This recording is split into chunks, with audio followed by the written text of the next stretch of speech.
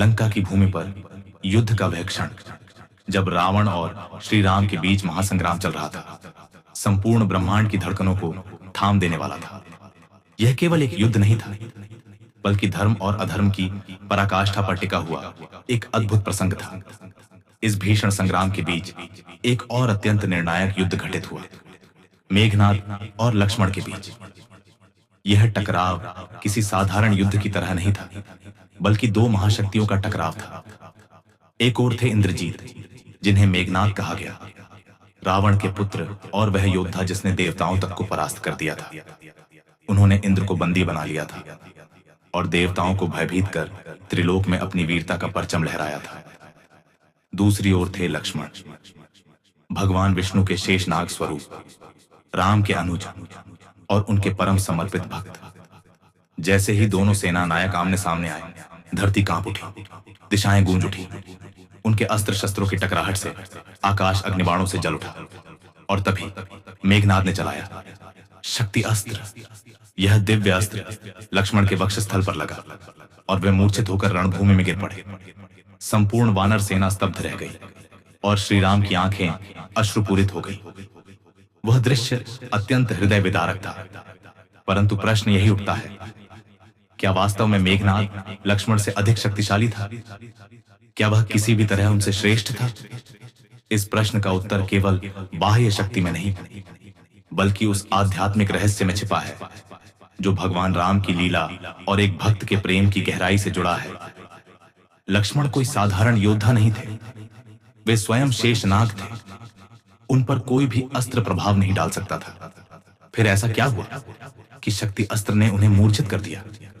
इस रहस्य की जड़ें बहुत गहराई में हैं, भक्ति और प्रेम के सूक्ष्म भावों में।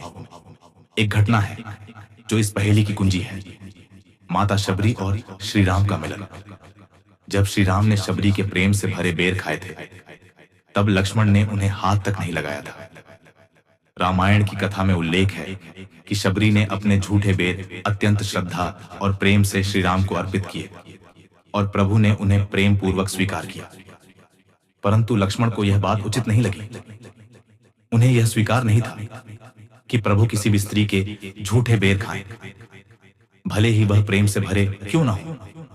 जब श्री राम ने उनसे भी बेर खाने को कहा, तो उन्होंने एक बेर लिया अवश्य, लेकिन चुपचाप उसे इतनी दूर फेंक दिया कि वह सीधा द्रोणगिरी पर्वत पर जा गिरा।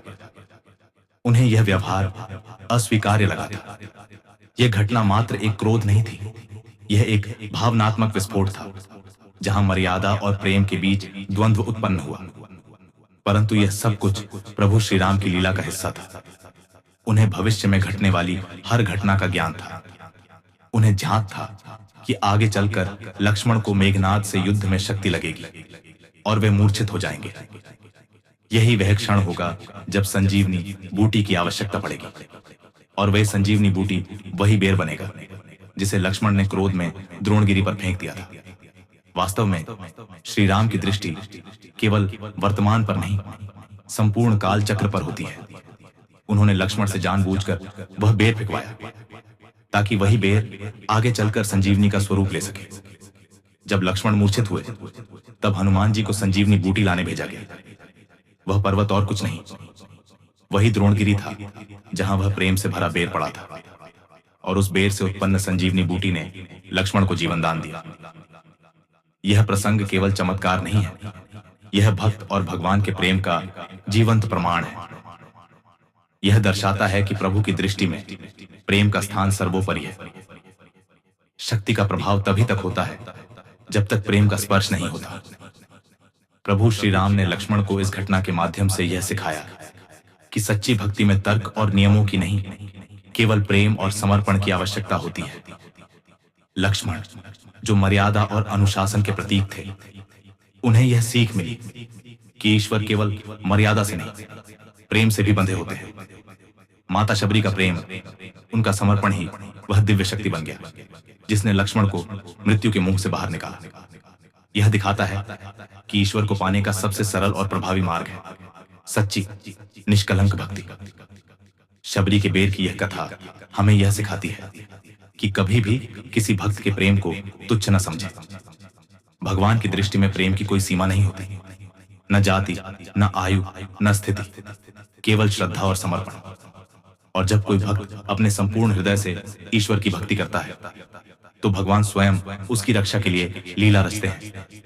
तो मित्रों, यह कथा सिर्फ एक युद्ध की नहीं बल्कि एक ऐसी आध्यात्मिक सीख की है जो हमें यह समझाती है कि भक्ति में तर्क नहीं, समर्पण चाहिए।